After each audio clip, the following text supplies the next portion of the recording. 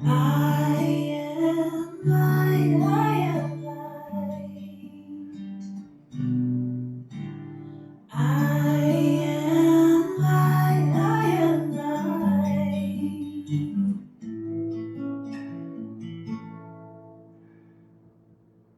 I am not the things my family did. I am not the voices in my head. I am not the pieces of the brokenness inside. I am light. I am light. Hello, beautiful, and thank you for joining us for another episode of Breathe. Wow. Um, where do I start with this one? I could start so many different places. You know, giving up our authenticity or our true self for approval. There are so many things that I could touch on. I could touch on society, I could touch on relationships, I could touch on work, I could touch on everything. But in this 10-minute nugget, today I want to touch on what are we giving our yes to for approval? What are we saying yes to in our lives, to the expectation of, or the yes for not being rejected? I want to talk about those things just briefly today. And so, you know, I first want to say that our finding our authentic self, and a lot of people come into therapy wanting to know how to be their true selves and find their true selves and different things of this nature. And the first thing that they want is a quick fix. But I'm here to tell you that learning your true self and finding the authenticity of who we are and who you are, it's a lifelong journey. It's something that you need to explore at different seasons of your life. It's something that you need to explore in different ways and different measures. And so I want to go back to development, early development, when we really begin to seek the approval of others. And it's usually around the time when we're very small and we're very young and we're children, and we try to seek the approval of our parents. You know, I want to be exactly what my mom or dad wants me to be. I want to get that smile from them. I want to get that clap from them. I want to be what my teacher wants me to be, my friends, everything. And so we begin seeking the approval of others at a very young age in development. And that tends to carry with us throughout our life, you know, and it doesn't give us all the opportunity we need to really find out what we like, who we are, what we don't like, things of that nature. And so, you know, when we think about it, we can really see that it is a lifelong journey. It is a lifelong journey because who I was at 12 is not who I am at 24. And certainly not who I was at 24 is not who I am at 50. And so learning to be authentic and true to myself is a lifelong journey. And I would suggest that anybody that is doing an assessment would seek out therapy or counseling or even coaching to help you with becoming very authentic for yourself. So what's with not seeking approval? We should be seeking the approval, right? We should be seeking to please others that are in our lives. And I'm not coming from a selfish place here. I don't want anybody to be selfish or to think that you're not supposed to consider those that are in your life and be compassionate or empathetic by any means. But the approval that I'm talking about and that we're seeking could simply be talking about giving the yes of our time, giving a yes to things that we don't particularly want to do, things that we don't particularly want to take part in, things that we particularly don't care for. Could be relationships, could be things that dealing with work. It could even, yes, be things that deal with society and the expectations. And so let's just start right there. Most of the time when we are saying that we're seeking approval for things is the expectations that people have placed on us. The expectations of what they desire from us, what they need from us, what they expect us to do. And oftentimes we agree with it because along our lives, that's what we have been taught to do, that's what we have been raised up in, whatever we want to call it. It's just been a part of our development to seek approval from other people that, yes, this is good, this is how a lady acts, this is how a mom acts, this is how a good employee acts, this is how a minister acts. We could go on and on down the list. And some way along the line, oftentimes we lose the authenticity of who we are because we've been looking for that, yes, you fit in, yes, that's appropriate, or yes, I like you because you're like this, even. Like I said, it's only 10 minutes, so I can really only touch on one thing, but I really want to go down into some other things. Um, but with that, I'll just use myself for example. As a minister, when I became a minister, I was told there was two different things that I was told. You gotta stop getting the tattoos, and you need to be married. You should be married. You're a minister. You're gonna want to walk out with somebody. And what I found in a horrible marriage, what I found was I don't like being married. I don't want to be married. I don't care to be married. I like being by myself. I could actually be by myself every day, all day. Not saying I don't need people, but I found out that I love being alone, and authentically, that's me. And so, even at this time in my life, I found that I don't need to be on the phone a lot. I don't need to be around a lot of people. I just like being alone. And that's a whole nother story, though. And even with the tattoo thing, I found that, and I'm not getting down into a whole religious debate with anybody about this, okay? I found that I like getting tattoos. I like expressing myself with my tattoos. I can't see them because the camera. Now I can't turn my arm the way the camera is turned, but it's there on. It's there. It is, and they're all over me. There's like 7 of them, and I plan to get more because I like that. That is authentically me. That is who I am. I found that it brings me joy. It expresses who I am. I'm able to say what I need to say. It's me. And so I like it. Don't care what anybody else thinks. Me and God like it. I'm cool. I'm cool like that. And so that's just a quick example. But I'm sure there's deep things that you've said yes to. You said, yes, I'll do that, or yes, I'll become that, or yes, that's who I am. And it's really not who you are.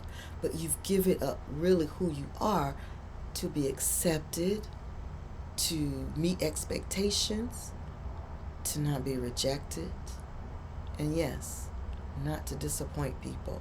I'm going to change the whole atmosphere right here because a lot of things that we do, a lot of things that we participate in, a lot of things that we allow to become us are because we don't want to disappoint people. And the main person that we need to be pleasing outside of God, our Lord and Savior, is us. Me, myself, and I. And we're disappointing ourselves, not trying to let anybody else down. Yes.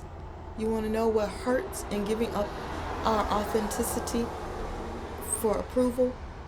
We stop being true to ourselves, which reflects in how we love ourselves, which reflects in how we feel about ourselves, which can even reflect how we present ourselves to others.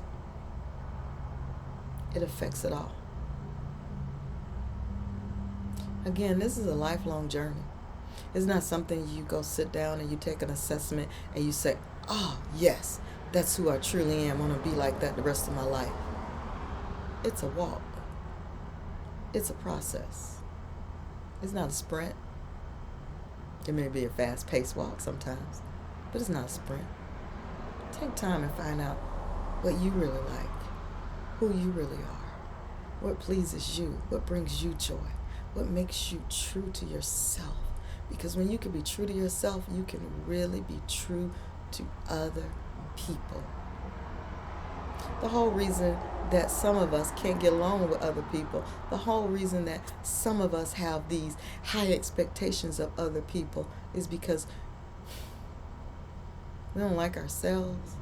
We don't like the expectations we have for ourselves because we really haven't found out what the true expectation of ourselves is.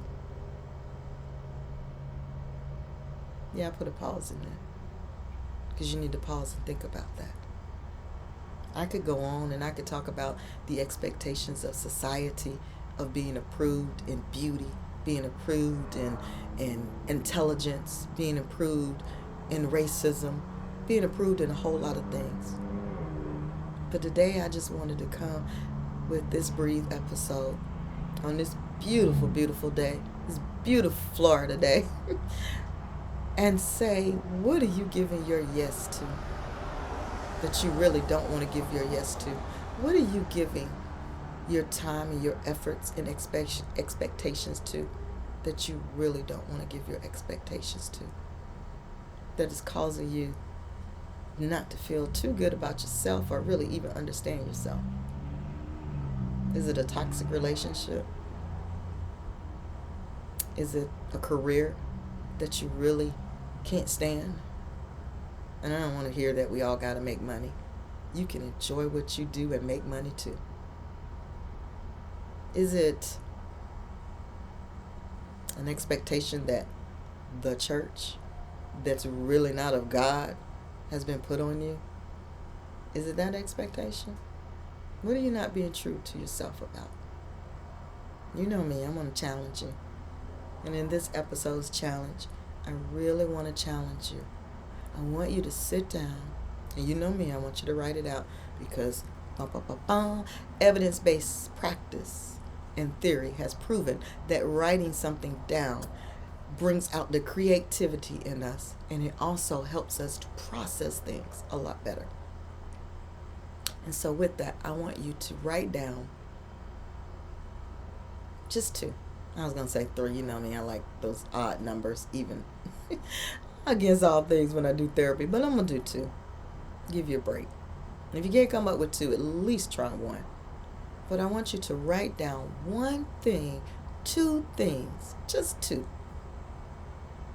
that you've said yes to, that you know in your heart that you didn't want to say yes to. And I want you to write down these things about it. I want you to write down why you said yes to that, what it meant to the other person that you said yes to, if it's a person or a thing. And then I want you to write down how long have you been saying yes to things like this. Write down and go back and think about when was the first time you said yes to this thing or this person or this act or whatever it is. When was the first time you remember something similar, even if it's not the same, something similar that you said yes to? And then after you've written it down and you've examined it for a minute, I want you to go back and I want you to answer this. If there was no expectations, if there was no what you feel were consequences for a no, would you have said no? What would the no have meant to you? How would the no have made you feel? And then here's the kicker. What could you have done differently with your time, your space, your thoughts, what have you, if you had said no in that circumstance? Again, if you can't do 2, do 1. Now, for time's sakes, I'm not going to go back through that because that's a lot. If you were in therapy, we'd walk through it 2 or 3 more times. But I want you to pause, rewind the video, whatever you need to do. But I want you to try it this week. And the next time that you feel like you have to say yes to something and you know it's not really authentically who you are, I want you to pause and I want you to ask yourself even those questions. Why am I saying yes to this? does this really reflect who I am or what I want to do? And for all of my religious and over religious people out there, I'm not telling anybody to go out and sin. I'm just telling you to be true to yourself. Guys, as always, thank you for joining me for this episode. And thank you for stopping for a minute to breathe. Don't give yourself away for the approval of what others need from you or what society is saying. Be true to yourself. Because guess what? In the long run, you're the one that's got to live with you every day, every moment of the day. This is a hard work.